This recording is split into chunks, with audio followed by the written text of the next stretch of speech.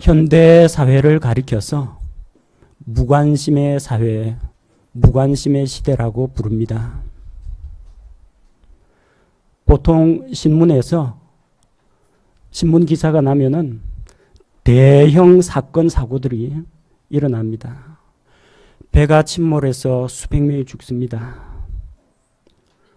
교통사고로 인해서 안타깝게도 정말 어처구니 없게도 어린 생명들이 죽음을 당하기도 합니다. 또한 사람들이 자기 욕심을 채우느라고 여러 가지 부정과 비리와 부패를 저지릅니다.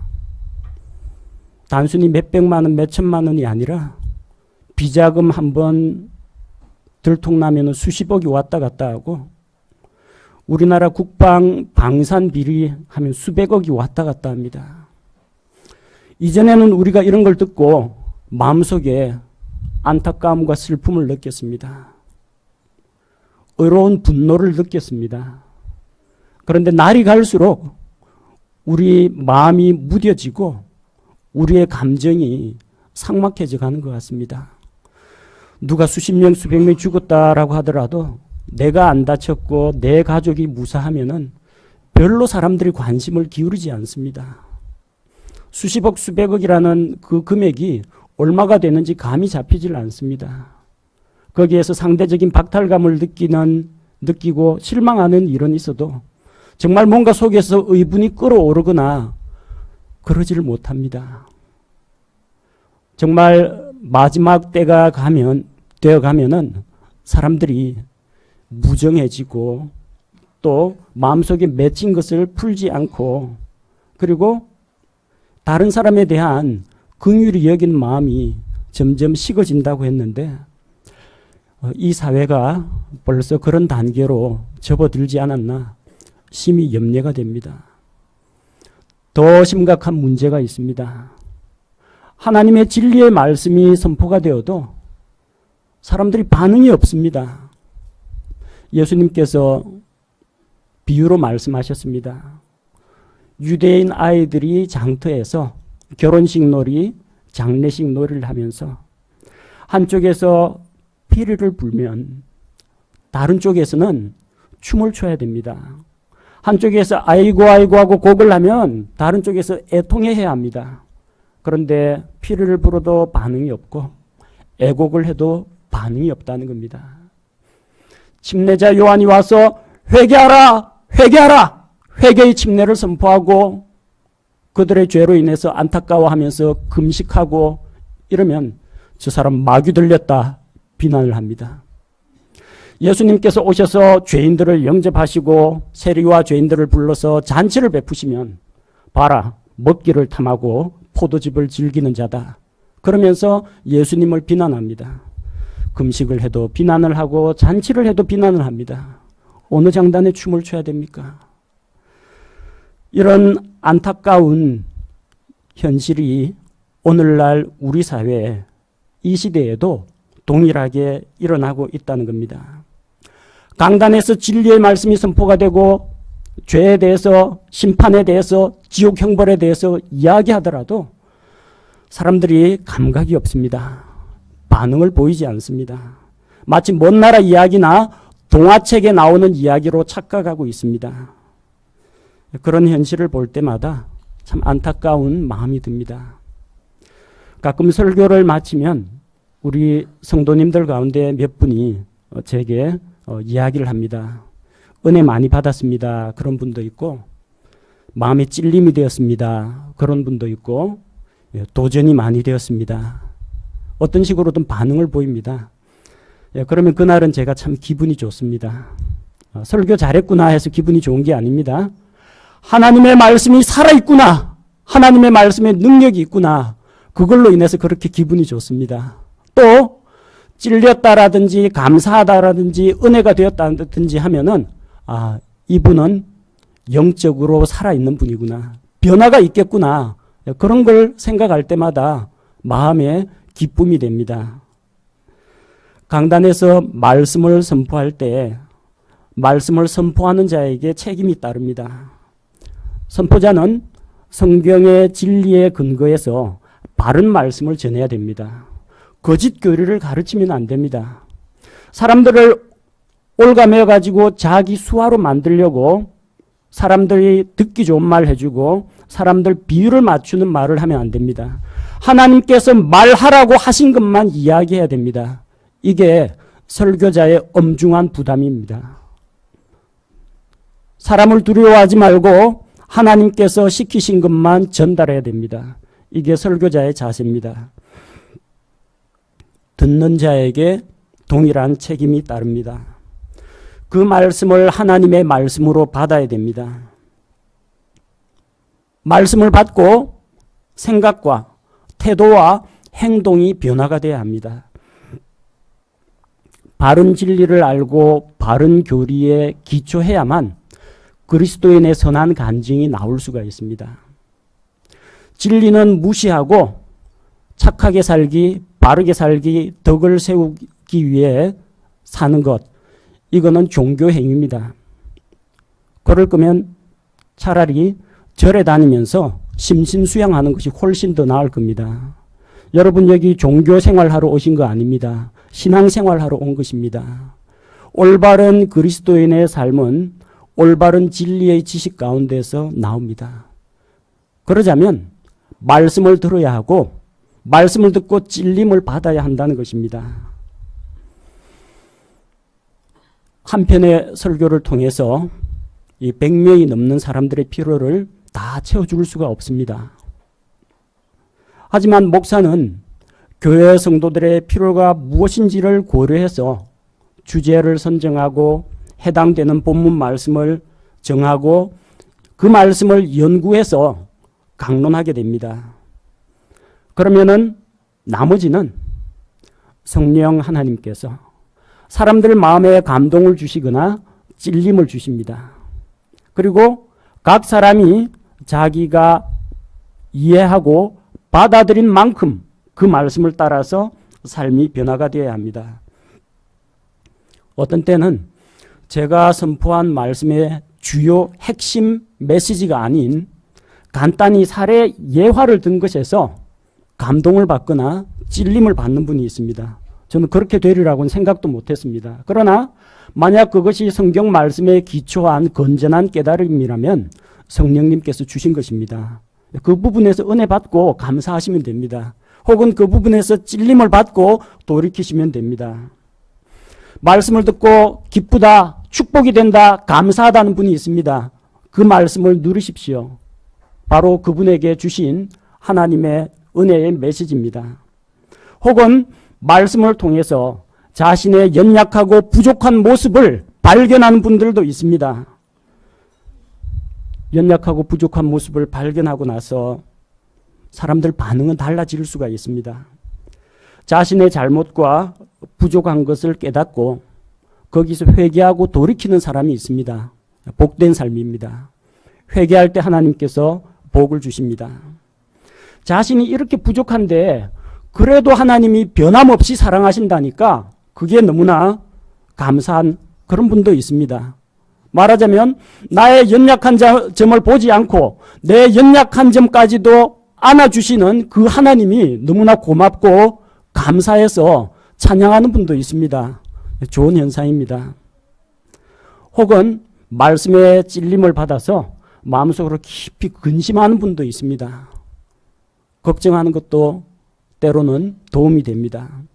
세상 근심은 사망을 이루게 되지만 하나님의 뜻대로 하는 근심은 다시 돌이킬 수 없는 회개에 이르도록 구원에 이르도록 그 사람을 인도하기 때문입니다.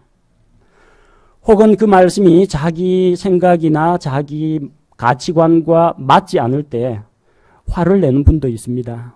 여러 가지 다양한 반응이 나옵니다만 그것은 말씀을 선포하는 자는 선포하는 데까지 했다면 또 성령님께서 그 마음속에 깨달음을 주시고 찔림을 주셨다면 나머지는 듣는 자들의 책임입니다.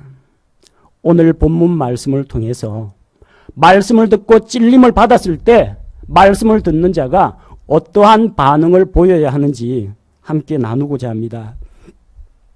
본문의 배경이 되는 것은 오순절 성령 강림 사건입니다.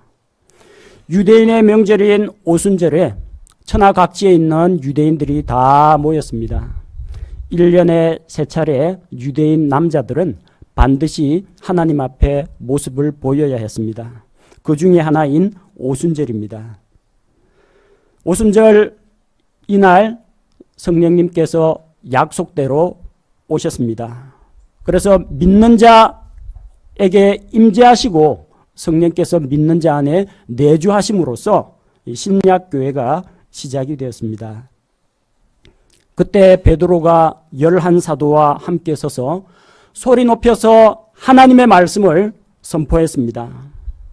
베드로가 선포한 말씀의 내용은 15절에서 21절 말씀에 보면은 이 사람들이 성령님을 통해서 각기 다른 언어로 외국어로 말을 하니까 사람들이 조롱했습니다. 그런데 이 사람들은 지금 술에 취해가지고 횡설수설하는 것이 아니고 대언자 요엘이 대언한 바와 같이 하나님께서 자신의 영을 부어주셨기 때문에 다른 언어로 말할 수 있는 능력을 받은 것입니다. 그래서 그는 예수 그리스도가 누구신지, 예수님께서 무엇을 해주셨는지를 사람들 앞에서 담대하게 선포했습니다. 22절 말씀을 보면 하나님께서 예수님을 통해서 기적들과 이적들과 표적들을 행하셨습니다. 예수님은 하나님으로부터 인정받은 분입니다. 그 예수님은 구약 성경에 약속된 메시아 그리스도이십니다. 하나님께서는 자신의 계획대로 또 자신의 미리 아심을 따라서 예수님을 그들에게 넘겨주셨습니다. 우리에게 자기의 아들을 화해 헌물로 희생 헌물로 하나님께서 내어주셨습니다. 유대인들은 예수님을 십자가에 못 박아 죽였지만 하나님께서는 십자가에 못 박히신 예수 그리스도를 바로 구세주로 세우셨습니다. 그리스도로 세우셨습니다. 이 예수님의 십자가 죽으심과 부활에 대해서 베드로가 선포했습니다. 수많은 부활의 증인들이 함께 그 소식을 전했습니다. 너희가 십자가에 못 박아 죽인 바로 그 예수님을 하나님께서 주와 그리스도로 삼으셨다는 것을 이야기할 때 사람들 마음속에 찔림이 왔습니다. 그들이 왜 마음에 찔림이 왔습니까? 이스라엘이 하나님을 떠나서 배반하고 반역했기 때문입니다. 하나님의 진리를 거역했기 때문입니다. 하나님께서 거저 주시는 그분의 은혜를 거부했기 때문입니다. 조상들에게 약속하신 메시아를 보내주셨건만 하나님의 아들 예수 그리스도를 알아보지 못한 그들이 예수님을 십자가에 못 박았기 때문입니다. 바로 이것 때문에 유대인들은 마음속에 깊이 찔렸습니다. 그들에게 찔림이 있다는 것은 무엇을 말합니까? 잘못한 게 있다는 겁니다. 잘못한 게 없는데 왜 찔리겠습니까? 잘못한 게 있으니까 찔리죠.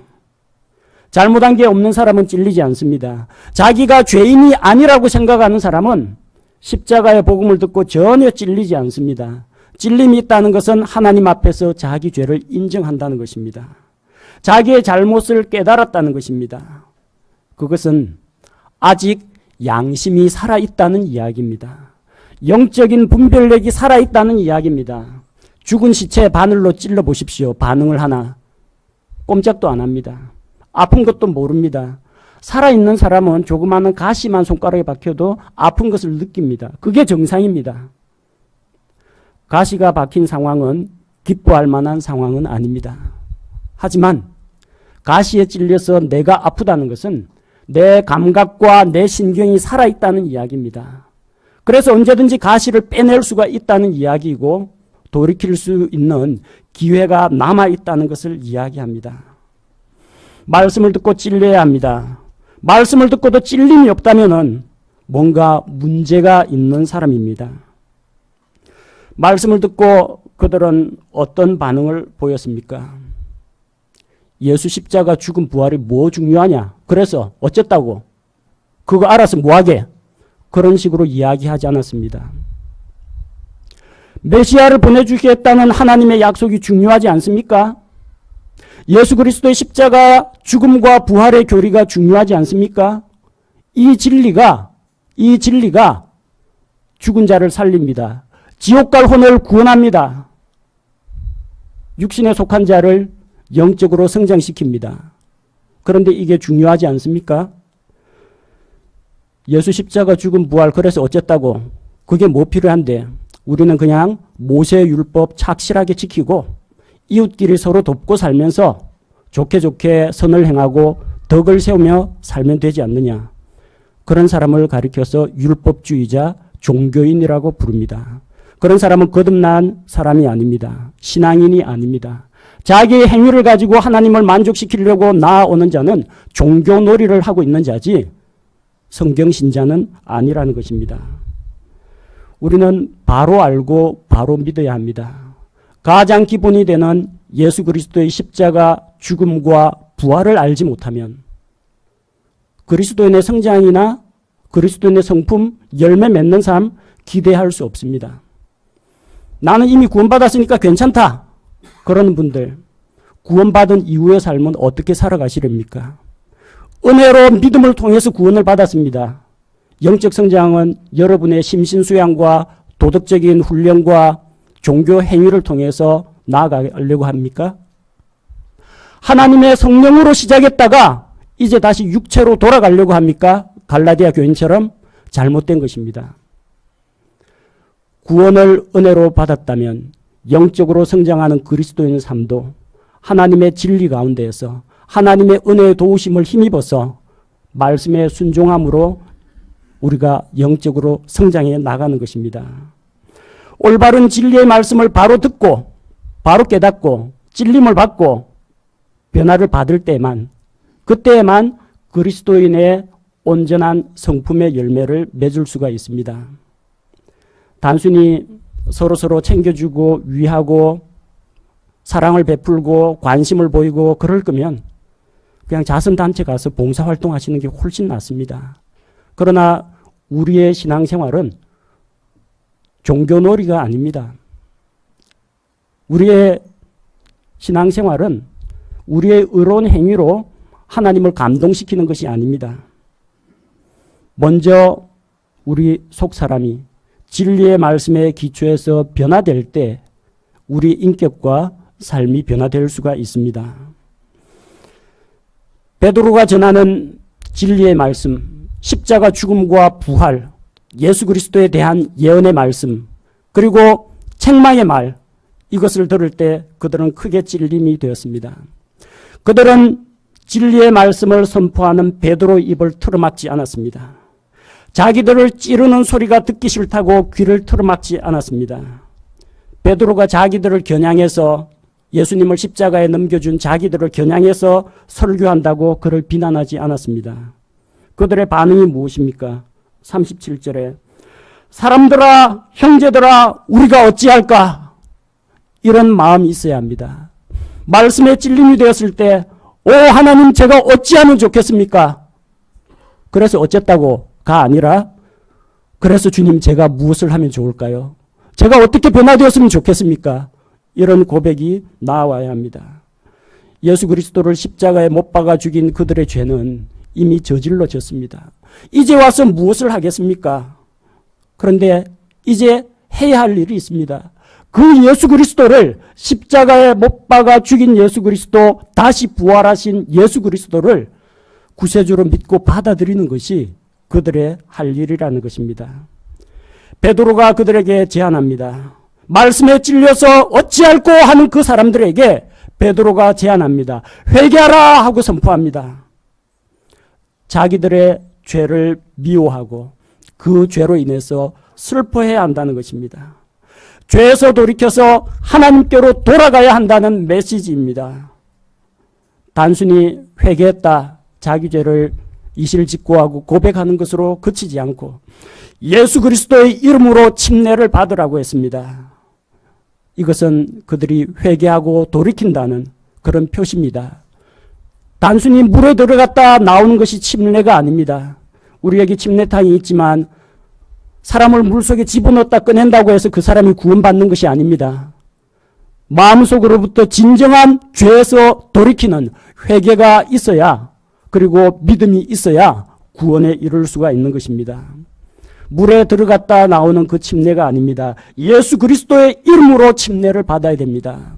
내가 예수 그리스도와 함께 십자가에 못 박혀 죽고 내가 그리스도와 함께 다시 일으켜졌다.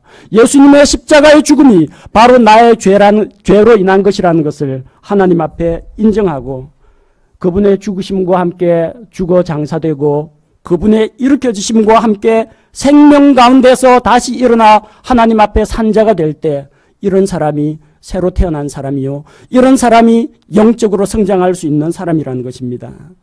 그렇게 회개하고 그리스도의 이름으로, 예수 그리스도의 이름으로 침례를 받을 때 무엇을 받게 됩니까? 죄들의 사면을 얻게 됩니다. 그들의 모든 죄가, 심지어 하나님의 아들을 못 박아 죽인 그 죄까지도 예수 그리스도의 십자가의 보배로운 피로 다 용서받을 수 있는 것입니다. 그리고 성령님을 선물로 받습니다. 성령님께서 들어오셔서 믿는 자 안에서 내주하십니다. 이전에는 죄와 저주 아래 있었지만 이제 성령님께서 들어오셔서 그 안에서 그 사람을 변화시켜 새 사람이 되게 하시고 그로 하여금 죄의 사슬을 끊고 하나님께 순종하는 사람으로 만들어주시며 그 속에서 예수 그리스도의 성품이 열매로 맺혀서 삶 가운데 간증으로 드러나도록 도와주시는 것입니다. 그렇게 할 때 40절 말씀처럼 이 패역한 세대로부터 너희 자신을 구원하라고 했습니다. 누가 이런 축복을 받을 수 있습니까? 말씀을 듣고 찔림을 받아야 됩니다. 말씀을 들었는데 아무 생각이 없다, 뭔 말인지 하나도 모르겠다, 설교가 하나도 귀에 안 들어온다. 그러면 변화는 있을 수가 없습니다. 앞에서 저 혼자만 목청 올리고 핏대 세우는 것이고 들을 귀가 없는 자에게는 이 말씀이 효력이 없습니다. 말씀은 순종하는 마음으로 듣는 자에게 변화를 가져다 줍니다. 구약시대 수많은 대언자들이 왕과 백성들 앞에서 말씀을 선포했습니다. 그 가운데서 회개하고 돌이킨 자는 하나님의 긍휼과 은혜를 입었습니다. 그렇지 않았던 자들, 말씀을 듣고 말씀을 거역하고 반대했던 그런 자들은 결국은 모두 멸망의 길로 가고 말았다는 것입니다. 말씀을 읽다가 찔려 보신 적이 있습니까? 가끔 제가 마음속에 하나님 앞에 감추어 놓은 죄가 있을 때, 잘못한 게 있을 때는 성경책을 펼쳐들고 읽으면 읽지를 못하겠습니다. 전에 읽을 때는 안 그랬는데 꼭 그때만 되면 그게 눈에 들어와가지고 마음에 찔림이 되는 경우가 있습니다. 이전에는 기독교 방송 텔레비전이나 라디오 틀어놔도 별로 그냥 지나가는 소리로 들었는데 이상하게 제가 잘못한 것 있을 때마다 이게 꼭 나한테 하는 말씀인 것처럼 찌르는 그런 경우가 있습니다. 아마 여러분도 성경 읽다가 성경 공부하다가 설교 듣다가 그런 경험이 있으실 겁니다. 하나님의 말씀을 들을 때 사람이 찔림을 받습니다. 왜 찔림을 받습니까? 목사가 감동적으로 설교를 했어요? 아닙니다. 하나님의 말씀이 사람을 찌르기 때문입니다. 그게 정답입니다. 제가 아니고요. 하나님의 말씀이 그 사람을 찌른다고 성경은 기록하고 있습니다. 말씀은 예리한 검과 같습니다. 상하고 부패한 것을 자르고 도려냅니다. 히브리서 4장 12절에 하나님의 말씀은 살아있고 권능이 있으며 양날 달린 어떤 검보다도 예리하여 혼과 영과 및 관절과 골수를 찔러 둘로 나누기까지 하고 또 마음의 생각과 의도를 분별하는 분이시니 하나님의 말씀은 혼과 영과 관절과 골수도 찌릅니다. 찌르면 아프죠. 그래도 찌릅니다. 그게 하나님의 말씀의 기능이기 때문에 그렇습니다. 성경에서 말씀들은 가시채와 같다고 했습니다. 가시채가 뭐냐면요. 그 유대 지방에서 소를 가지고 밭을 갈 때 소가 앞으로 안 가거나 삐딱한 방향으로 가면요, 기다란 장대 끝에 그 못 같은 걸 박아가지고 가시를 박아 놓습니다. 그래서 쿡쿡쿡 소를 뒤에서 쟁기 잡고 찌릅니다. 그럼 소가 아프니까 말을 듣습니다. 그게 가시채입니다. 전도서 12장 11절에는 지혜로운 자들의 말씀들은 가시채들 같고 지폐의 스승들이 굳게 박은 못들 같으니 이것들은 한 목자께서 주신 것이니라. 한 목자가 되시는 하나님, 그 하나님의 말씀, 지혜로우신 하나님의 말씀들은 가시채와 같습니다. 말씀 자체가 뾰족한 끝이 있어서 찌르도록 되어 있습니다. 설교자가 찌르는 거 아닙니다. 말씀이 찌르는 겁니다. 하나님의 말씀은 가시채와 같아서 우리가 삐딱한 길로 갈 때 찌릅니다. 앞으로 나아가야 하는데 나아가지 않을 때, 믿음의 결단을 내려야 하는데 우물쭈물하고 있을 때 인정사정 없이 찌릅니다.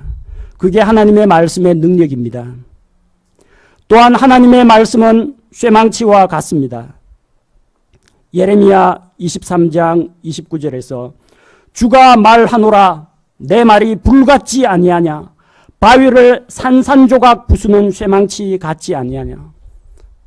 쇠망치는요, 우리 교회 저기 연장 창고에 있는 요만한 이거 못 박는 이 망치가 아니고요, 채석장에서 돌 깨는 해머를 이야기합니다. 그게 쇠망치입니다.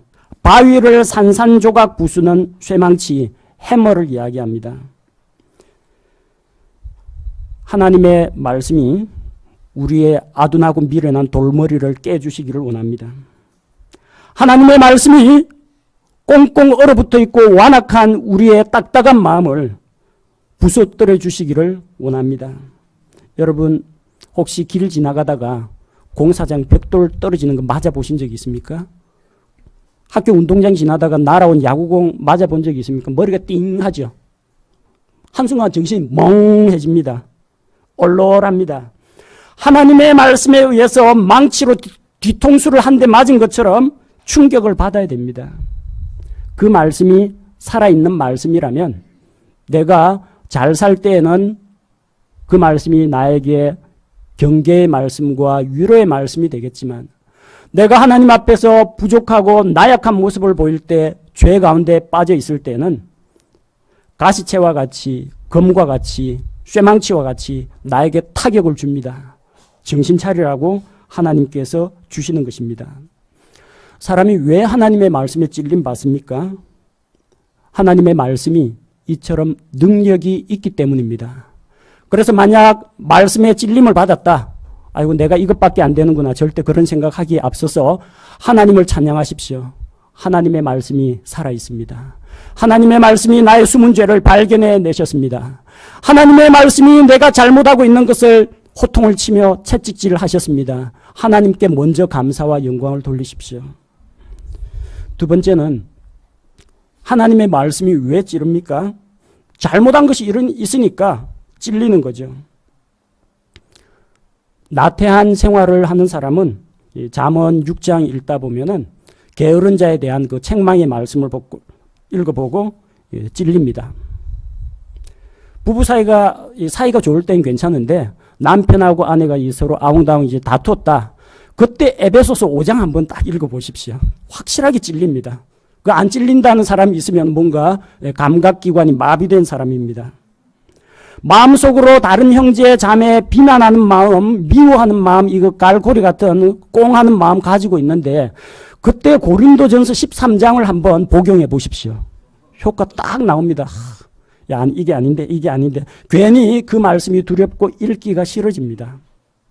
여러분, 말씀에 어떤 형태로든 그렇게 자극을 받습니까? 잘못한 게 있으니까 자극을 받습니다. 만약에 하나님 앞에서 나는 잘못이 없습니다, 깨끗합니다, 빛 가운데 거하고 있습니다, 거룩한 생활을 하고 있습니다, 그런 사람은 찔림을 받지 않습니다. 잘못한 게 있으니까 찔림을 받습니다. 그래서 만약에 말씀에 찔림을 받았다, 그러면은 하나님 저를 깨우쳐 주셔서 감사합니다. 하나님께 감사하십시오. 아들이 잘못을 하고 있는데 아버지 엄마가 전혀 본척도 안 하고 통제도 안 하고 징계도 안 하면 그 버린 자식이죠. 아무런 관심이 없으면. 애 데리고 밥 먹으러 갔는데 밥 먹는 중간에 애가 없어졌어요. 밥 먹다가 한순간이라도 애 안 보이면 우리 애 어디 갔어 하고 먹던 거 내려놓고 찾으러 가야죠.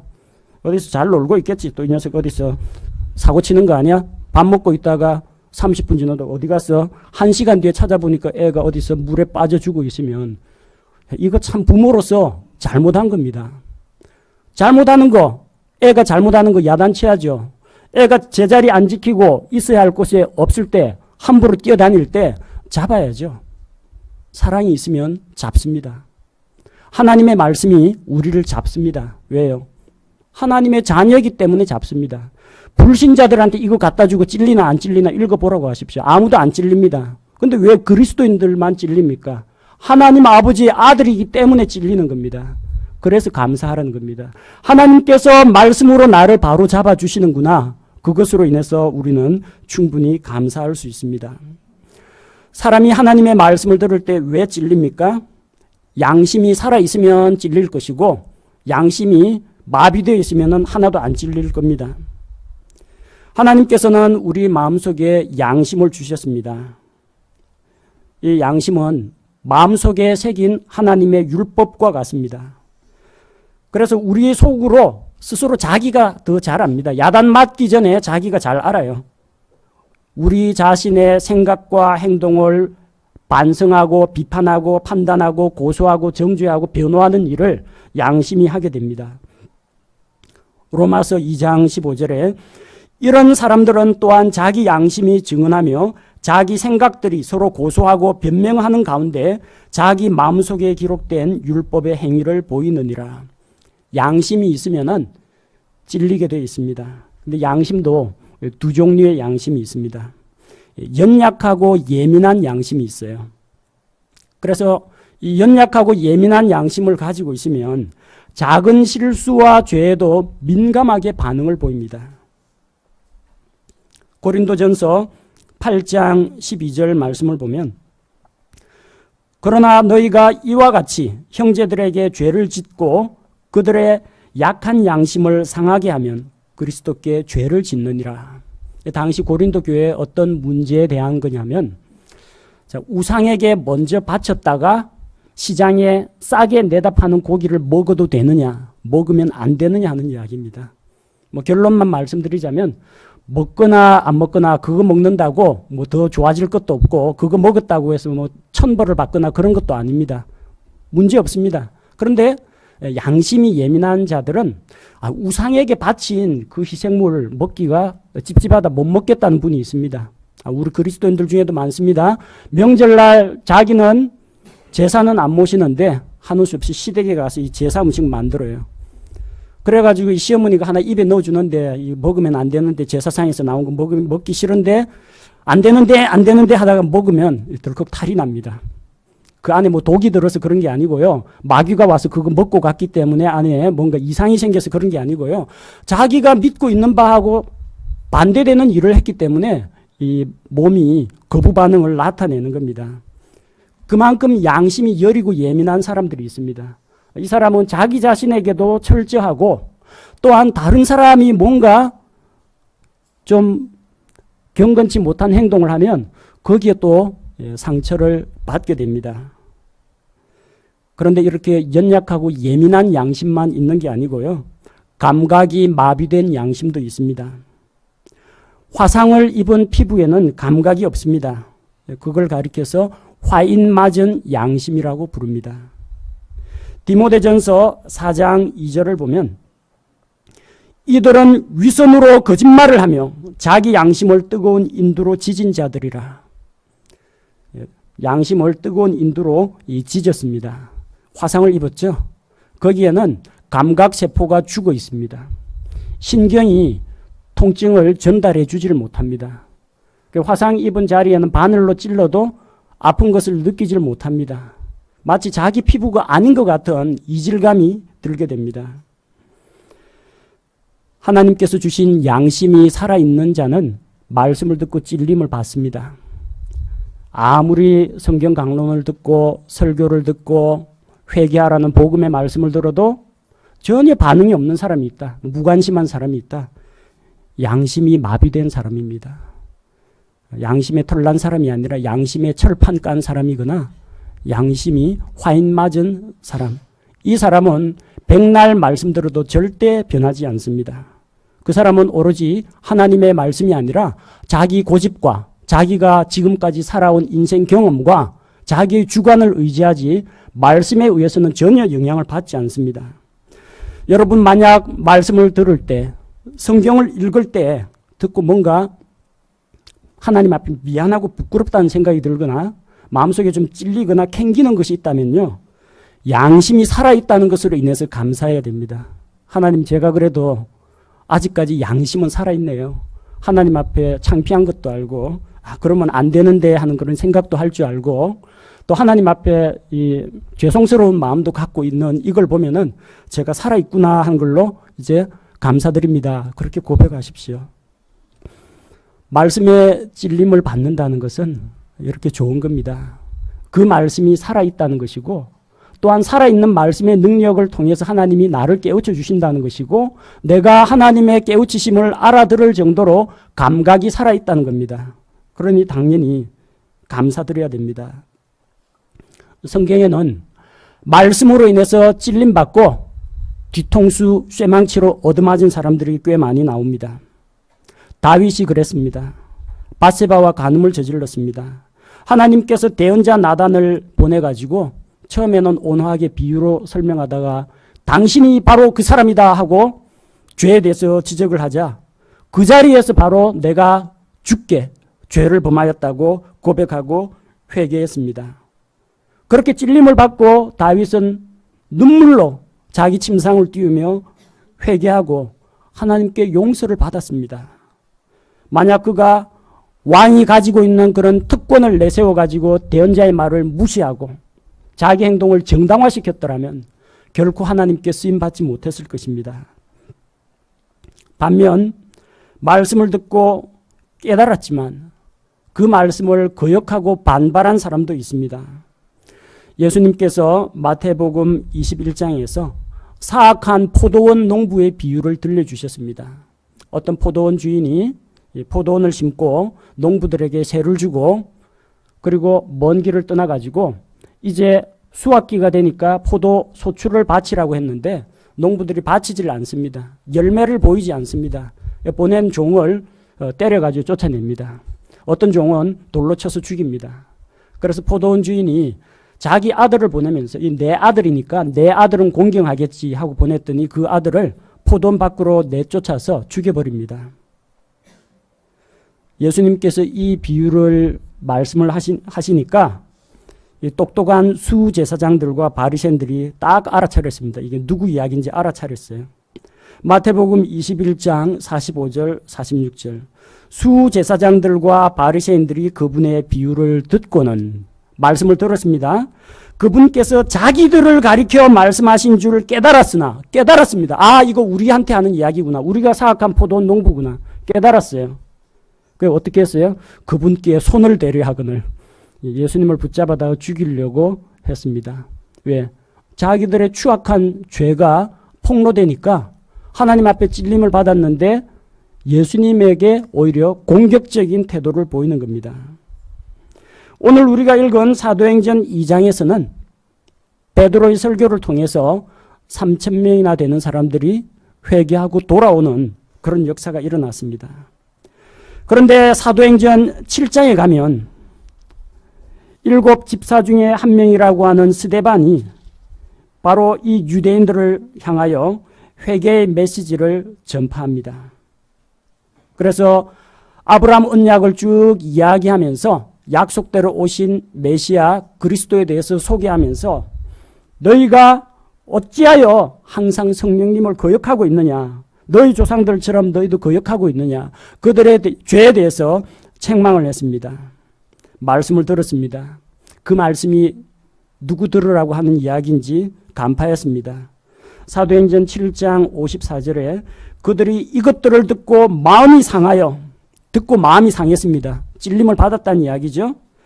마음이 상하여 그를 향해 이를 갈거늘. 마음의 상함을 받고 찔림을 받았으면 회개가 나와야 할 텐데 말씀을 선포하는 스데반을 향해서 이를 갈았다고 했습니다. 사도행전 7장 57절 큰 소리를 지르며 자기들의 귀를 막고 한 마음으로 그에게 달려들어. 자기들을 찌르는 그 말을 더 이상 용납할 수가 없었습니다. 그래서 스데반의 설교에 귀를 틀어막았습니다. 듣지 않으려고 했습니다. 그리고 그에게 달려들어 이런 자는 살려두면 안 되겠다 하고 돌로 쳐 죽였습니다. 말씀을 듣고 찔림이 왔다는 건 참 좋은 일입니다. 깨달음이 왔다는 건 참 반가운 일입니다. 그러나 그 다음이 중요합니다. 듣고 찔림을 받았으면 하나님께 감사드리고 자신의 모습에 대해서 회개하고 돌이키면 됩니다. 그렇게 할 때 하나님의 용서와 하나님 주시는 위로와 평안을 누릴 수가 있습니다. 말씀이 찔림이 될 때 무엇을 할까요? 사람들아, 형제들아, 어찌할까요? 하나님께서 말씀을 깨닫게 해주심에 대해서 감사하시기 바랍니다. 하나님께서 말씀을 통해 깨달음을 주신 것은 회개를 통해서 열매를 맺게 하심이지 부끄럽고 창피하게 만들어서 모욕을 주기 위한 것이 아닙니다. 하나님과 자신과의 사이의 문제입니다. 두 번째, 하나님께서 자신의 죄나 잘못을 깨닫게 해주신 것에 대해서 감사해야 됩니다. 찔리는 것이 있고 마음에 불편한 생각이 든다면 잘못한 것이 있다는 겁니다. 이때는 자기를 지적하는 하나님의 말씀을 겸손하게 받아들여야 됩니다. 마음의 찔림을 받았을 때 세 번째로 하나님 앞에 자기 양심이 살아있다는 것으로 인해서 감사하시기 바랍니다. 빌딩에 불이 나고 이제 막 연기가 피어오릅니다. 화재 경보기가 요란하게 울립니다. 화재 경보기 소리 시끄럽다고 꺼버리면 어떻게 됩니까? 이 대피하라는 사인입니다. 시끄럽다고 꺼라는 이야기 아닙니다. 아침에 여러분 잠자리에서 일어난 그 자명정원 끄고 조금 더 자더라도 괜찮습니다. 화재 경보기 꺼가지고 어떻게 하시려고요? 화재 경보기가 울려야, 양심이 울려야 알아서 대피하고 돌이킬 수 있지 않습니까? 자동차 연료 경고등에 빨간불이 들어왔습니다. 빨간불 들어왔으면 빨리 주유소 가서 기름 넣어야죠. 조금 가다가 차 퍼집니다. 나중에 차에 문제가 생깁니다. 경고등 자꾸 깜빡하는 거 보기 싫다고 경고등으로 가는 전선 딱 잘라버리고 이제는 경고등 신경 안 쓰이게 잘 됐다. 그 엄청나게 위험한 일입니다. 하나님의 말씀이 우리에게 찔림을 준다는 것은 하나님의 마지막 경고등입니다. 화재 경보기와 같습니다. 탱크 연료 다 됐으니까 빨리 주유하라는 이야기입니다. 양심의 소리에, 양심의 기능에 여러분이 외면해서는 안 됩니다. 받아들여야 됩니다. 그리고 찔림이 있으면 회개하면 됩니다. 고린도후서 7장 10절에 하나님의 뜻대로 하는 근심은 회개를 이루어 다시 돌이킬 수 없는 구원에 이르게 하거니와 세상의 근심은 사망을 이루느니라. 죄에 대해서 책망받을 때 마음속에 걱정이 되면 하나님 앞에서 걱정되는 그 마음을 안고 기도하고 회개하고 돌이키면 구원으로 인도합니다. 말씀이 자기를 책망할 때 속은 상하지만 하나님의 말씀과 나를 비교해보고 회개할 때 돌이킴이 있는 자는 하나님의 고치심을 받을 수가 있습니다. 회개는 말로만 하는 게 아닙니다. 행동으로 나타나야 합니다. 잘못된 것이 있으면 돌이키면 됩니다. 잠언 28장 13절에서 자기 죄들을 숨기는 자는 형통하지 못하려니와 누구든지 그것들을 자백하고 버리는 자는 긍휼을 얻으리라. 여러분, 하나님은 심판하시는 하나님이시고 한편으로는 불쌍히 여기시는 하나님이십니다. 어느 거 받으시겠어요? 하나님이 여러분 앞에 심판자로 오는 게 좋습니까? 긍휼히 여기시는 긍휼의 하나님을 만나기 원하십니까? 회개하고 돌이키는 자는 하나님의 긍휼을 입습니다. 그러나 마음을 완고하게 하고 귀를 틀어막고 양심의 소리에 외면하고 하나님의 말씀을 듣지 않으려고 할 때 하나님의 징계와 하나님의 심판이 따르게 됩니다. 회개한 자는 하나님께서 받아주십니다. 회개하지 않을 때 징계가 따르게 되고 하나님께 쓰임받지 못하게 됩니다. 오순절날 베드로의 설교를 듣고 많은 사람이 말씀을 받았지만 아마 그 자리에 모인 사람은 수만 명이었을 겁니다. 그러나 3,000명의 사람은 찔림을 받아 회개하고 돌아왔습니다. 나머지 사람들은 우리는 3,000명 이외에 나머지 사람이 어찌 되었을까 생각해야 됩니다. 만약 그들이 죽을 때까지 예수 그리스도를 받아들이지 않고 자기 죄에 대해서 책망하는 이 진리의 말씀, 복음의 말씀을 받아들이지 않았다면 과연 무엇이 기다리고 있겠습니까? 양심을 콕콕 찌르는 하나님의 말씀의 소리를 외면하면 꺼지지 않는 불호수가 그들 앞에 기다리고 있다는 것입니다. 하나님의 말씀에 귀를 기울이십시오. 하나님의 말씀의 앞에서 자신을 낮추십시오. 하나님의 말씀 앞에서 찔림을 받았을 때 회개와 돌이키는 일이 일어나야 합니다. 그렇게 할 때 그 말씀을 기쁨으로 받아들이고 변화된 삶을 살아갈 수가 있습니다. 제가 기도하겠습니다.